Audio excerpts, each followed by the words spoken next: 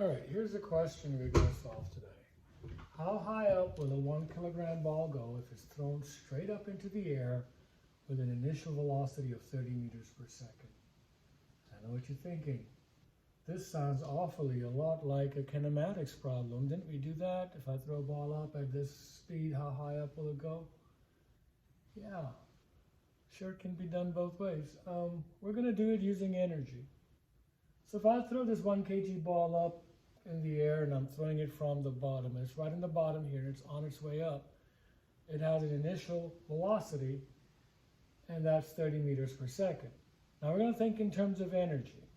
All right, we know energy has to be conserved, and as that ball goes up, all its kinetic energy will start to disappear because we know it's going to slow down until it gets to the top, where the kinetic energy will become zero because we know the velocity on the top is zero. So all the Ke will be gone. But he's going to have height, so all the Ke is going to get converted to potential energy. So if I were looking at this ball and say, hey, what is this kinetic energy? When I launch it, it's 1/2 mv squared, which would be 0.5 times 1 kg times 30 squared,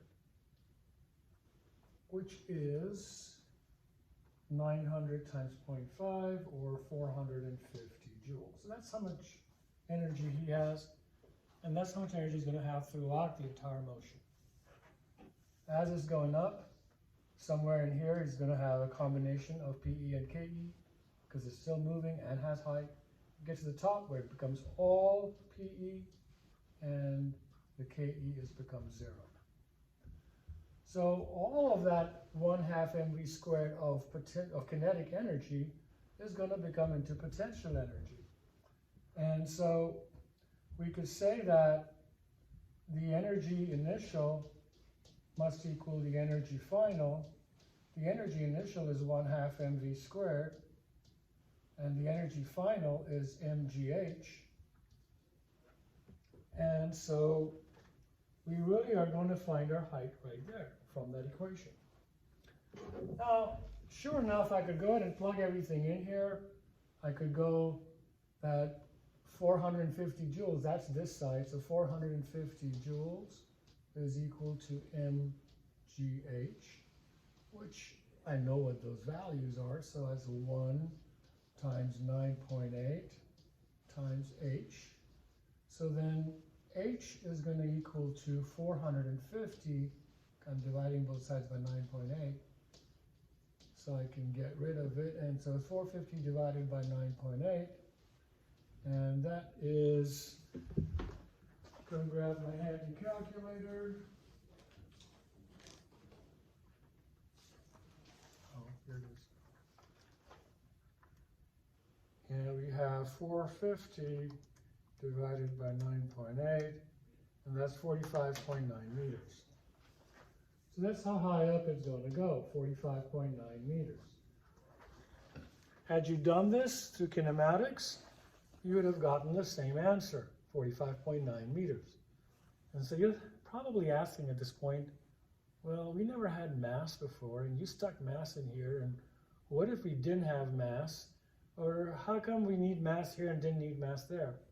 And the answer to that is we don't need mass here either, okay? There's another way to do this whole thing. Let me show you. This time, I'm going to start off with the same thing. My 1/2 mv squared is all going to become into mgh. Same thing. But this time, I'm going to use this power of algebra instead of just brute force and putting numbers in. So I hope you notice the ends cancel.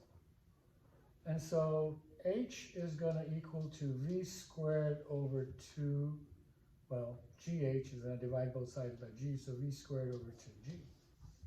So again, I'll rewrite it here so you can see it a little better. The h is going to be v squared over 2g.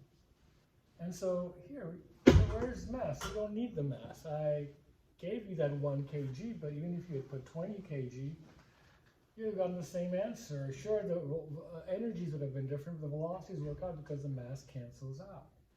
And so if we do it this way, our v squared is 30, so 30 squared divided by 2 times 9.8, which is the same as 900 divided by 19.6, which will, again, I'm pretty sure, 900 divided by 19.6 is going to give you 45.9 meters. So 2 ways to do the same thing.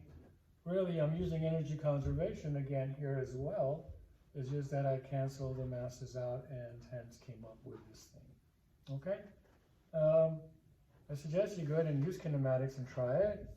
VF equals 0, VI equals 30 meters per second, acceleration equals negative 9.8, and you are looking for the delta y, okay, how high up. And so I invite you to go ahead and try that using our old kinematic methods, and we should come up with the same exact answer.